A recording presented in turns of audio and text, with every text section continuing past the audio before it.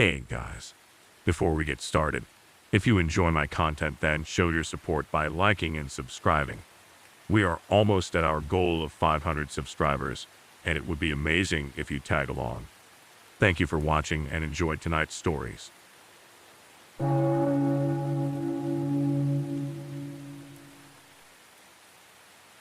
So there I was, swiping through Tinder on a Saturday night, half-heartedly hoping to find someone cool to hang out with.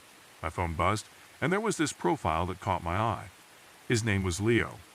He had some great pics, hiking in the mountains, playing soccer, and this one where he was doing some crazy skateboard trick. His bio was pretty straightforward, mentioning he loved staying active and was always up for an adventure. I figured, why not? It wasn't like I had any plans, and honestly, it could be fun. We started chatting, and it was easy at first. We talked about our favorite movies, shared a few laughs over memes, and even bonded over our mutual dislike for mornings. After a few days of messaging, we decided to meet up for dinner at this new place downtown that had just opened.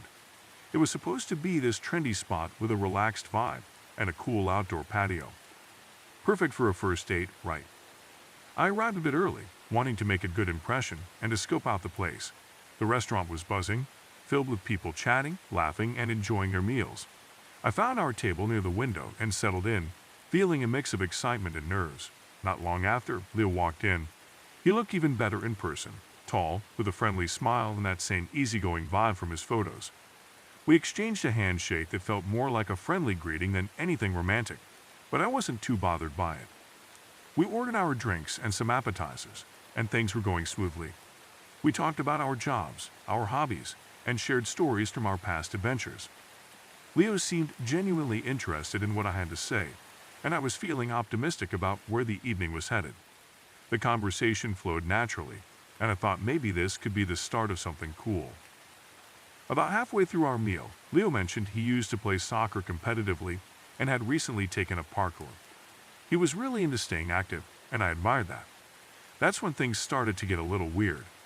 Leo began talking about some of his more intense workouts and stunts he'd been practicing. At first, it was interesting, but then he started getting more animated, like he was trying to impress me with his skills. He told me about this one time he did a backflip off a high ledge during a parkour session. I thought it was pretty cool, but then he started saying how awesome it felt to push his limits and how he loved the adrenaline rush. I nodded along, not wanting to kill the vibe, but a tiny part of me was getting a bit uneasy. I mean, backflips are one thing, but doing them in public or trying to show them off on a first date felt a bit much. As the conversation continued, Leo's enthusiasm didn't seem to wane. He kept bringing up his athletic feats, and I could sense he was trying to make a big impression. Then, out of nowhere, he suggested we take our drinks outside to the patio. I was cool with it, thinking maybe he wanted to show me some cool spots or just enjoy the evening air. So we moved to the outdoor area, which was nice and not too crowded. The patio had this open space with some lounge seating and a small stage area where local bands occasionally played. It was chill, and there was a good energy in the air. We found a spot that was a bit more secluded, and Leo seemed to be getting more pumped up, like he was gearing up for something. I wasn't sure what was going on, but I decided to just go with the flow. After we finished our drinks, Leo looked around as if he was sizing up the area. Then, without much warning, he started stretching and warming up. At first, I thought he was just getting ready to do some cool moves, but things escalated quickly. Leo announced that he was going to show me a backflip right there on the patio. My heart skipped a beat. This was definitely not what I had signed up for on a first date. I tried to laugh it off, but inside, I was a mix of nervous and a bit worried. Leo took a deep breath, positioned himself, and then attempted the backflip. For a second, it looked like he was nailing it, but then something went horribly wrong. He didn't get the momentum right, his landing was off, and he just crumpled to the ground in pain. I rushed over, my stomach in knots, wondering if he was okay. The whole patio went silent for a moment, and I could see Leo grimacing in pain, clutching his lower back. People around us started to notice, and some rushed over to see what happened.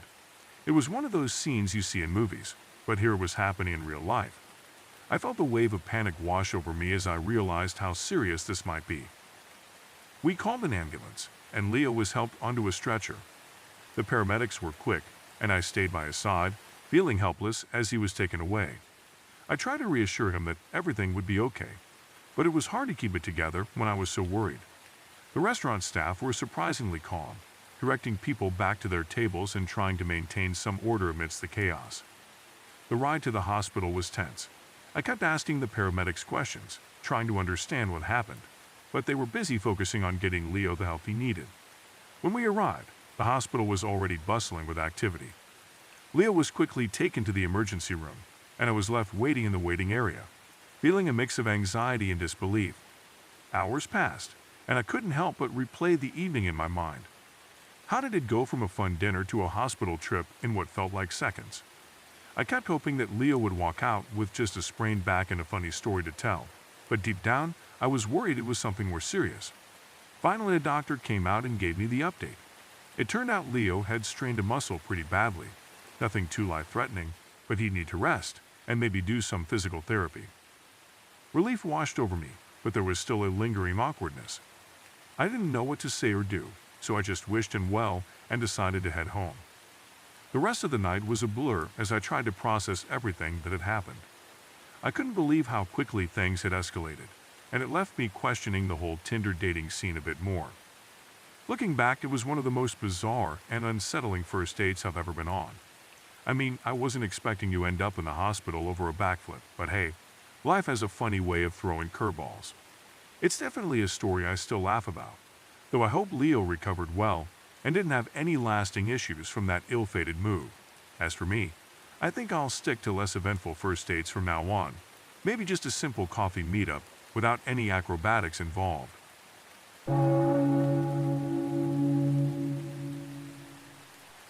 I never thought I'd end up telling a story like this, but here I am, trying to make sense of one of the weirdest nights of my life.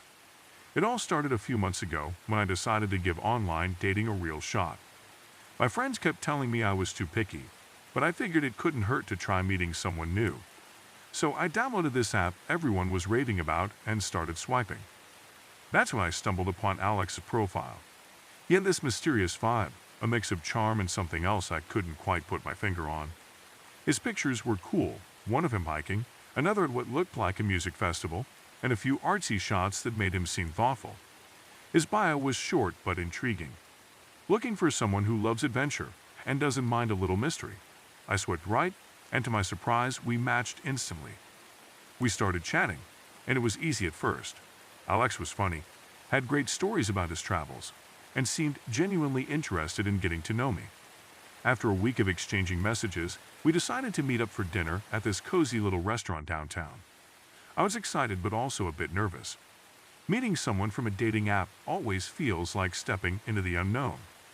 The day of the date arrived, and I felt a mix of excitement and anxiety.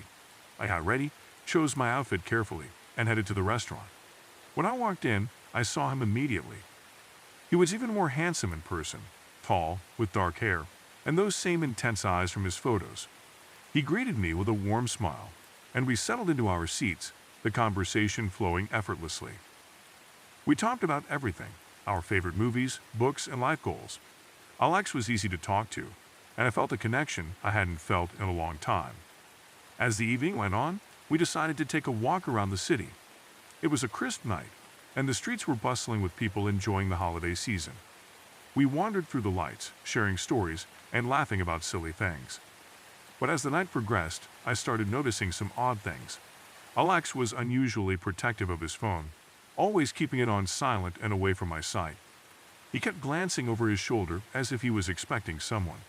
I brushed it off, thinking maybe he had some work calls or something. Then we decided to grab a coffee at a nearby cafe. The place was quiet, almost empty, and we found a corner table. That's when I saw it, a newspaper headline on the wall that made my blood run cold. It was about a man matching Alex's description who was wanted for some serious crimes in another state. My heart pounded as I looked up at him, but he acted completely normal, laughing and chatting as if nothing was wrong. I tried to shake off the feeling, telling myself it was probably a mistake or someone else with the same name. But the uneasy feeling lingered. We finished our coffee and headed back to his place. The walk back was tense, and I couldn't stop thinking about that headline. When we reached his building, he suggested we continue the night with a movie at his place. I hesitated but decided to go along, not wanting to seem paranoid. Inside, his apartment was just as charming as he was tastefully decorated, with soft lighting and a great selection of music playing in the background. We settled on the couch, and he put on a movie. As we watched, I kept scanning his face, looking for any sign that something was off. He seemed relaxed, but I couldn't shake the feeling that something was wrong. After the movie, he offered me a drink, and I accepted. That's when things started to get strange. He became more distant, his eyes darting around the room nervously. I tried to engage him in conversation, but he was distracted, almost agitated. I decided it was time to leave, so I got up to go. As I reached the door, I saw something that made my blood run cold, a glimpse of a gun tucked into his waistband. My mind raced as I processed what was happening. I quickly thanked him and made my way out, my heart pounding in my chest. Once outside, I didn't stop running until I was safely back in my car, locking the doors and trying to calm down. I called a friend to vent, explaining everything I had seen and felt. She urged me to contact the authorities, saying it was better to be safe. Reluctantly, I did, providing them with the details of the date and the unsettling things I had noticed. They took my statement seriously and began looking into it. A few days later, I heard on the news that Alex had been apprehended. Apparently, he was involved in some serious criminal activities, embezzlement, fraud, and even a few violent incidents. It turned out he was using the dating app to scout for potential targets, someone who wouldn't suspect a thing until it was too late. I still can't believe how close I came to being part of his twisted plans. The whole experience left me shaken, questioning everything about online dating and the masks people wear. It's been a few weeks now, and I'm trying to move past it, but the memory of that night lingers, a constant reminder of how easily things can go wrong when you let your guard down. Looking back, I realize how fortunate I was to recognize the red flags and get out when I did. But it doesn't erase the fear and uncertainty I felt that night. It's a story I keep telling myself, a cautionary tale about trust and the hidden dangers that can lurk behind a seemingly perfect profile. Online dating isn't all bad, but experiences like mine make you wary, teaching you to stay vigilant and trust your instincts.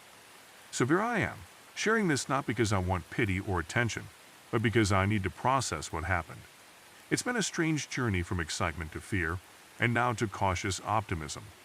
Maybe someday I'll give dating another try, but for now, I'm just taking it one step at a time, grateful that my story didn't end in something far worse.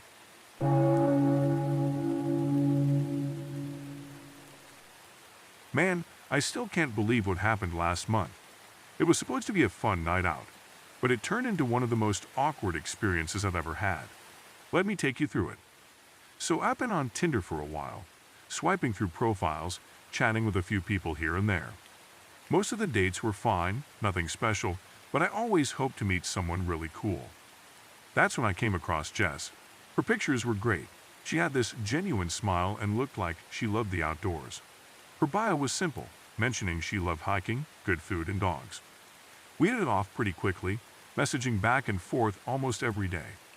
After about a week of chatting, we decided to meet up for dinner at this new Italian place downtown that everyone was talking about. The day of the date, I was excited but also a bit nervous. I picked out a nice shirt and made sure I looked presentable. When I arrived at the restaurant, I saw Jess waiting outside. She looked even better in person, tall, with long hair and a friendly vibe. We greeted each other with a hug, and everything seemed to be going smoothly at first. We talked about our jobs, shared stories about our families, and laughed about some funny things that happened during the week. The restaurant was pretty crowded, but we managed to find a cozy table near the window. As the evening went on, things were getting better. We ordered some appetizers and main courses, and the conversation flowed naturally. Jess seemed really engaged, asking me questions and sharing more about herself. I thought maybe the initial awkwardness was starting to fade, and I was looking forward to getting to know her better. But then, about halfway through our meal, I noticed Jess seemed a bit uncomfortable. She kept shifting in her seat and fidgeting with her napkin more than usual. At first, I thought maybe she was just nervous or had a bit too much to drink. But then I saw her face change. Her cheeks went pale, and she looked like she was about to say something important. Suddenly, she excused herself and rushed to the bathroom. I was left sitting there, waiting, feeling a bit concerned but trying not to think too much about it. After what felt like forever, She came back to the table. I could tell something was off. There was an awkward silence as we both tried to get back into the conversation, but it was clear something had happened. I decided to order dessert to give her some space, but the whole situation was making me uneasy. Just as I was about to take a bite of my tiramisu, I noticed a strong, unpleasant smell filling the air. It was like nothing I've ever smelled before, overpowering and really nasty. I glanced over at Jess, and my stomach dropped. She looked mortified, her face flushed, and it was obvious that something terrible had happened. The smell was coming from her, and I realized with horror that she had probably soiled herself. My mind raced, trying to process what was going on. I didn't want to make her feel worse, but the situation was incredibly awkward. The restaurant was already noisy, but suddenly everyone seemed to be avoiding our table, giving us weird looks. I tried to act normal, not wanting to embarrass her further. I offered to help her clean up or find something to cover up, but she just shook her head and looked down, clearly embarrassed. I could see tears welling up in her eyes, and I felt terrible for her. At the same time, the smell was becoming unbearable, making it hard to concentrate on anything else. I couldn't believe how quickly things had spiraled from a nice evening to this nightmare. We decided to leave the restaurant as quickly as possible. Getting up from the table was a struggle, not just because of the smell, but also because the entire place felt like it was closing in on us. We made our way to the parking lot in silence, the awkwardness hanging heavily between us. Once outside, Jess started walking towards her car, but I could tell she didn't want to go alone. I offered to walk her to her place to make sure she got home safely. The drive home was equally uncomfortable. There was no conversation, just the sound of the engine and the occasional honk from passing cars. I kept glancing over at Jess, hoping to find some sign that she was okay, but she seemed lost in her own thoughts, her eyes fixed on the road ahead. When we finally reached her house, she thanked me quietly and went inside, leaving me standing there feeling completely baffled. Driving back to my place, I couldn't shake the feeling of unease. I kept replaying the night in my head, wondering if there was something more to what happened. Maybe she had a medical condition or something, but the whole situation was just so unexpected and uncomfortable. I tried to call her afterward to check in, but she didn't answer. Eventually, I sent her a text, letting her know I was sorry for how things turned out and hoping she was okay. I never heard back from her after that. Looking back, it's hard to pinpoint exactly what went wrong. Maybe it was just one of those bizarre, unfortunate events that happen sometimes, or maybe there was something deeper going on that night. Either way, it was definitely a date I won't forget anytime soon. The whole experience left me feeling a mix of sympathy, embarrassment, and just plain weirdness about online dating. Since that night, I've been a bit more cautious with how I approach dates, but I still believe in giving people a chance. It's just that sometimes things don't go as planned, and you end up in the most awkward situations imaginable. I still chuckle a bit thinking about that dinner, shaking my head at how one evening can take such a strange turn. At least now I have a story to tell, one that I probably won't share with too many people, but it's a reminder that not every date is going to be smooth sailing. Anyway, that's my weird Tinder story. It's not something I'd ever planned to experience, but it definitely taught me to expect the unexpected. Life has a funny way of throwing curveballs, and sometimes you just have to roll with them, no matter how uncomfortable or awkward they might be.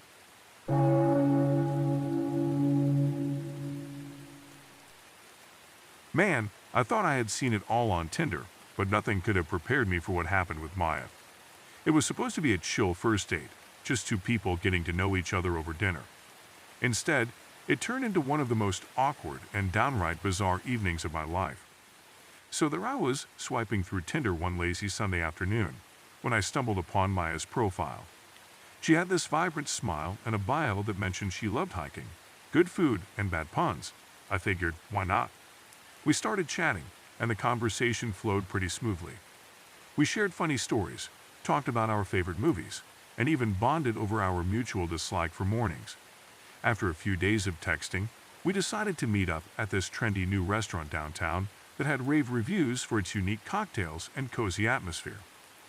The night of the date, I was both excited and a little nervous. I arrived at the restaurant a bit early to snag a good table, and luckily, I got one by the window. I saw Maya walk in shortly after, looking even better in person. She had this effortless style, wearing a cute denim jacket over a floral dress, and her hair was tied back in a messy bun that gave her a relaxed vibe. We greeted each other with a hug that felt more like a friendly squeeze than anything romantic, but I wasn't complaining. We ordered our drinks and some appetizers. At first, everything was going great. We talked about our jobs, our families, and our favorite travel destinations. Maya was funny and easy to talk to, and I felt like there was real potential here. But then, about halfway through the meal, I started to notice something strange. Maya kept glancing around the restaurant, laughing at things that clearly weren't about us. At first, I thought maybe she was just being playful, but it quickly became obvious that something was off. It wasn't that she was flirting with everyone. It was more like she was trying to get attention from anyone within Ursha. Every time someone new walked in or a group sat down nearby, Maya would light up and start chatting with them like they were old friends. She'd laugh a little too loudly at their jokes, ask questions that didn't relate to our conversation, and occasionally touch their arms in a way that felt way too familiar. I tried to brush it off, thinking maybe she was just really friendly, but the more it happened, the more uncomfortable I became. I started to feel like I was invisible, like Maya was more interested in the people around us than in me. It was awkward trying to keep up our conversation while she kept diverting her attention elsewhere. At one point, a guy from our table overspilled his drink, and Maya was the first to jump in to help him clean up, laughing and making jokes as if we were all old buddies. I sat there, staring at my plate, wondering what I had done wrong. The worst part was that Maya never really addressed it. She never mentioned that she was chatting with other people or that she was enjoying their company more than mine. It just kept happening throughout the night. I could feel the tension building, not just between us but also from the other diners who were starting to notice the odd dynamic at our table. I wanted to say something, to ask her why she was acting this way, but I didn't want to come off as confrontational or needy. As the evening dragged on, Maya seemed to lose interest in our conversation entirely. She was more focused on keeping the mood light with anyone nearby, while I sat there feeling more like a third wheel than a date. The food was decent, but it didn't matter because I wasn't really enjoying it. All I could think about was how bizarre and uncomfortable the whole situation was. When the bill finally came, I felt a mix of relief and disappointment. I paid for the meal, which felt a bit awkward in itself, and we stood up to leave. Maya gave me a quick hug that felt more obligatory than genuine, and then she was off to chat with another group of people who had just walked in. I watched her for a moment, feeling like I had been punched in the gut. There was no goodbye, no promise to stay in touch, just her disappearing into the crowd once again. Walking out of the restaurant, I couldn't help but replay the evening in my mind. I tried to figure out what went wrong, but honestly, I couldn't see it. Maya was funny and engaging, but her constant need to seek attention from others overshadowed any connection we might have had. It was like she was on a mission to make sure everyone knew she was there, leaving me in the dust. In the days that followed, I never heard from Maya again. No texts, no calls, nothing. At first, I felt a little hurt and confused, but the more I thought about it, the more it made sense. Maybe she wasn't looking for anything serious, or maybe she just didn't realize how her behavior was affecting me. Either way, it was a strange and unsettling experience that left me questioning what I was looking for in a relationship. Looking back, I guess it was a good reminder that not every match on Tinder is going to lead to something great. Sometimes things just don't click, and that's okay. But honestly, the whole experience was one of the weirdest dates I've ever been on, and it's something I won't forget anytime soon. If you ever find yourself on a date where the other person is more interested in everyone else than in you, just remember, it's totally fine to bail and find someone who's actually present and engaged.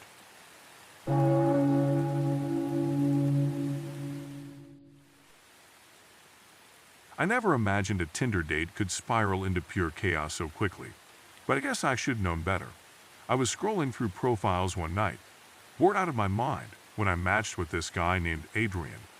He had these polished photos, expensive suits, fancy cars, a few shots of him on yachts, and a bio that boasted about his refined taste and never settling for less. Normally, I would have swiped left on someone who came across so stuck up, but there was something about him that intrigued me. Maybe I was just curious, or maybe I wanted a glimpse into the life he flaunted. Either way, I agreed to meet him for dinner. He chose the restaurant, of course, this upscale place downtown where you practically need a reservation weeks in advance. I'd never been, and it wasn't really my vibe, but I decided to go along with it. When I showed up, I felt a little underdressed in my simple black dress and flats.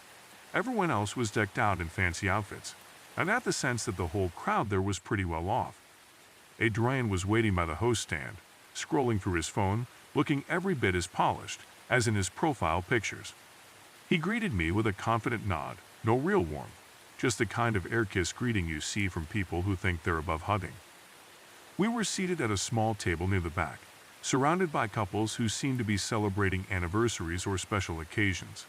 The lighting was low, the music soft, and the whole place had an aura that screamed money.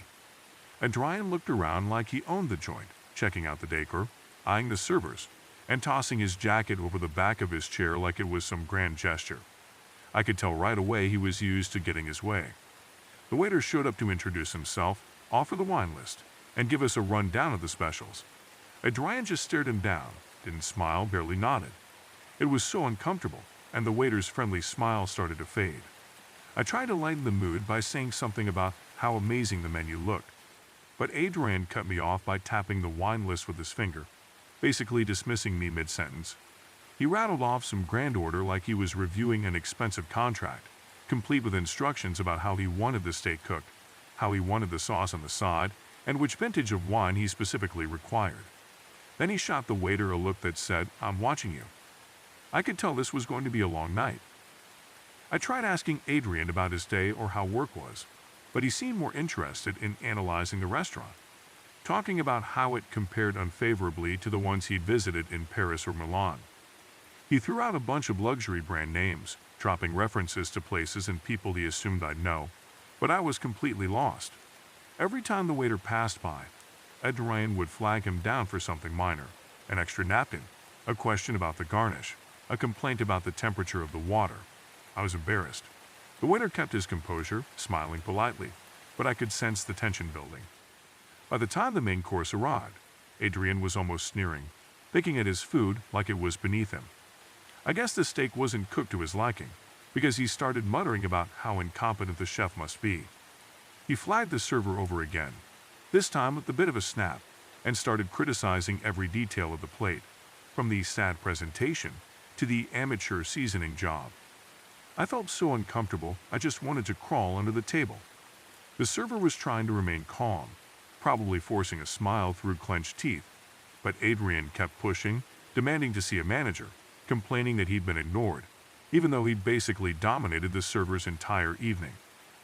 It all escalated in the blink of an eye.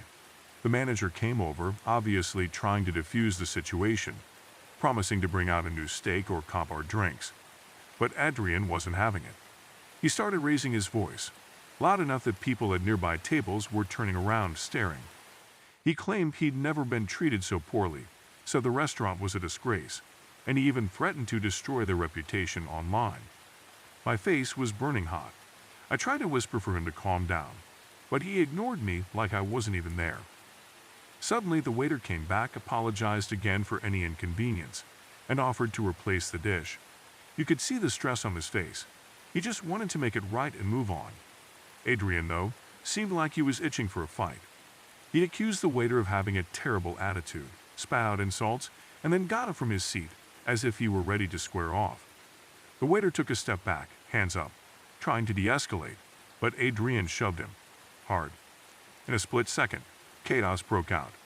Tables nearby went silent, and a few people jumped up from their seats, either in shock or trying to help. The waiter tried to steady himself, but Adrian lunged again, throwing a punch that landed square on the guy's jaw. Everything erupted in shouting. Another server ran over, the manager was shouting for security, and customers were scrambling to get out of the way. Adrian didn't stop. He was so full of rage, so stuck up and enraged that his perfect dinner hadn't gone according to plan. They just kept swinging. The poor waiter was doing his best to block the blows, but Adrian had the upper hand. Even the manager tried to intervene, but Adrian elbowed him out of the way. Chairs were toppling, plates were clattering to the floor, and it felt like something out of a bad movie. All I could do was stand there, absolutely frozen, wondering how the hell a Tinder date had turned into a full-on brawl. Eventually, two large security guys rushed in from the front, wrestled Adrian away from the waiter, and pinned him against a wall. He was still raging, yelling obscenities, threatening to sue everyone in the building. The waiter was on the floor, bleeding from his nose, clearly in pain. People around us were panicked, some filming on their phones, others just trying to pay their bills and leave before things got worse. I was still standing there like an idiot, torn between wanting to help the poor waiter and wanting to disappear forever. The police arrived not long after. They cuffed Adrian, read him his rights, and let him out of the restaurant. He was still spewing threats, saying how he'd get the best lawyer in town to clear this up, calling everyone in the place pathetic. The entire restaurant watched as he was dragged out. I felt this mixture of shock, disgust, and just total disbelief. I glanced over at the waiter, who was being helped up by a couple of customers. His face looked swollen, and he was holding his side in pain. It turned out that the restaurant pressed charges, along with the waiter, obviously. Adrian ended up going to court, and I learned later, through a mutual acquaintance who recognized him, that he was sentenced to a year in jail for assault. I never spoke to him again, obviously. The whole incident was enough to make me swear off dating for a while. It still blows my mind to think that someone would let their ego and temper get the best of them like that, especially in a public place. I guess his profile pictures should have been a hint that he was too full of himself to handle anything not going his way. To this day, I can't walk by that restaurant without remembering the chaos of that night. It's one of those stories you think could never happen in real life, until it does. And that was, hands down, the worst Tinder date I've ever experienced. Thank you for watching tonight's stories. If you enjoyed any of the stories, share your thoughts in the comments below. I would love to read them. Thank you, and until next time.